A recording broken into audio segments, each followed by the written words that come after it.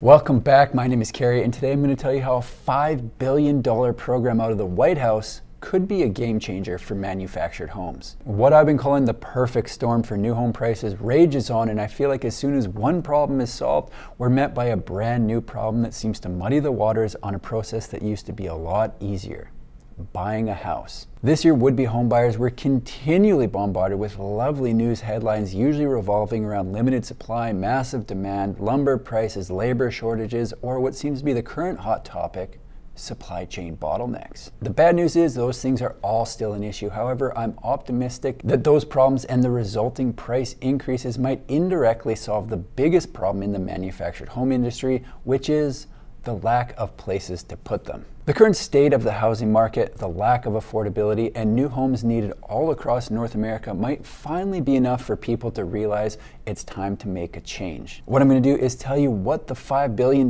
program is, why it's important for manufactured homes, and who stands to benefit. So let's do it.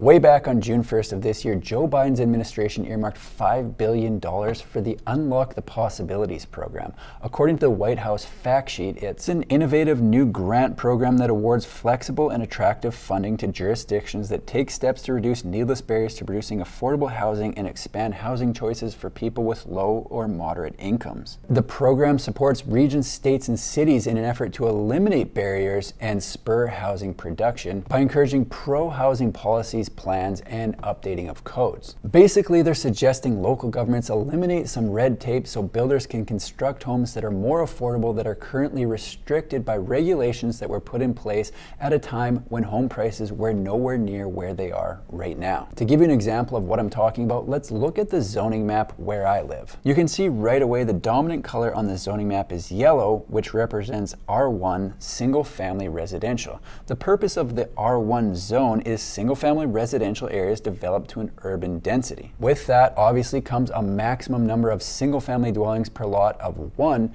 but also comes with a minimum parcel area, which means the lots have to be at least a certain size. Two ways to improve affordability are to increase density, like allow for a secondary suite or ADU, or to make smaller lot sizes for smaller homes, could be site-built or manufactured. Both of those ways are restricted with R1 lots. I'm not taking a shot at the City Council, I'm simply highlighting that a large portion of the lots are zoned in a certain way because when they were created, that was a zone that worked well in the economic environment at that time. Many of the new subdivisions are being zoned to allow for secondary suites, smaller lot sizes, and council has been in support of rezoning some of the existing lots to allow for some of the new affordability tactics, which is great, but doesn't change the fact that most of the map is yellow. I'm up in Canada, so my town would not be eligible for any of the $5 billion for this program, but for everyone in the States, I think it's very important for manufactured homes.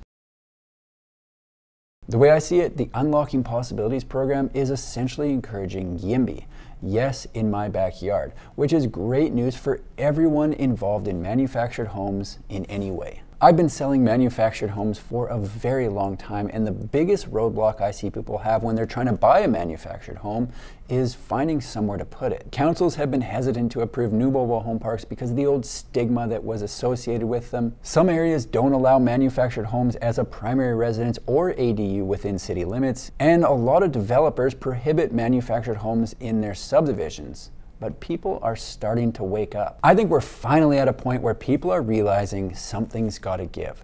Things need to change, or low to moderate income families might have to consider the fact that home ownership is out of reach. Don't panic. I personally think something is going to give because money talks, and I'm already seeing changes starting to take place. Think about it. If a city can get grant money by removing a few outdated bylaws that were preventing manufactured and other types of affordable homes from being built, why wouldn't they? Then they can use that money to entice developers to build something more affordable. Imagine a developer has a piece of property and they want to create a 25-lot subdivision. The property is at the edge of town and requires extending the city services to the property, which is going to cost $500,000. If they do a regular single-family development, they're on the hook for the entire $500K. But if the city is eligible for grant money by removing red tape and allowing for a development of manufactured home within the city limits, then then that money could be used to help service the property, which is a win-win-win. The local government wins by looking like heroes for supporting affordable housing,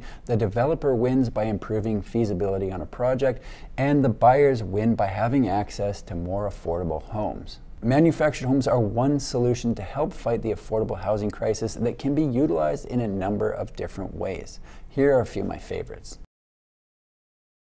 Mobile home parks are becoming more popular once again. I'm not sure what was happening in the 70s and 80s that resulted in so many of them being built in that time frame, but they've kind of been on the outs because of the famous stigma that a lot of people associate with them, even though there are many well-kept parks that a lot of people enjoy living in.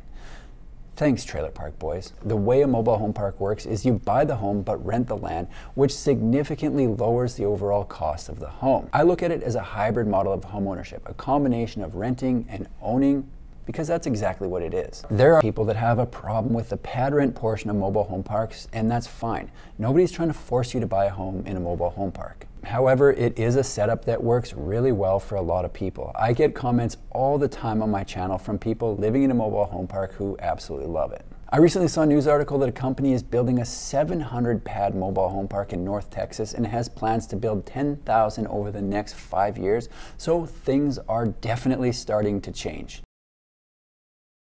The other way manufactured homes can improve affordability is simply putting manufactured homes on city lots. I feel like cities and towns who don't allow manufactured homes within city limits should revisit when those regulations were put in place and compare what manufactured homes were then and what they are now.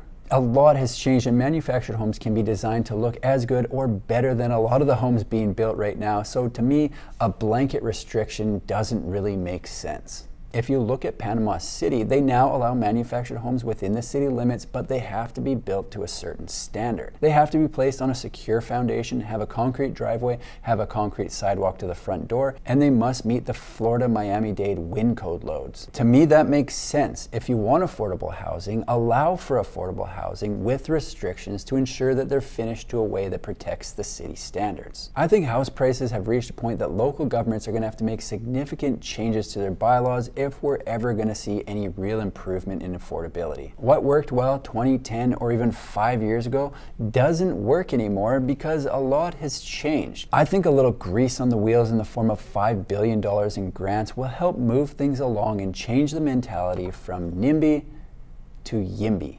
And hopefully soon we'll have more than enough places for my favorite affordable housing segment, manufactured homes. That's all I've got for today. If you like manufactured home videos, make sure to subscribe to my channel because I've got new ones coming out every single week. Thanks for watching. We'll see you in the next one.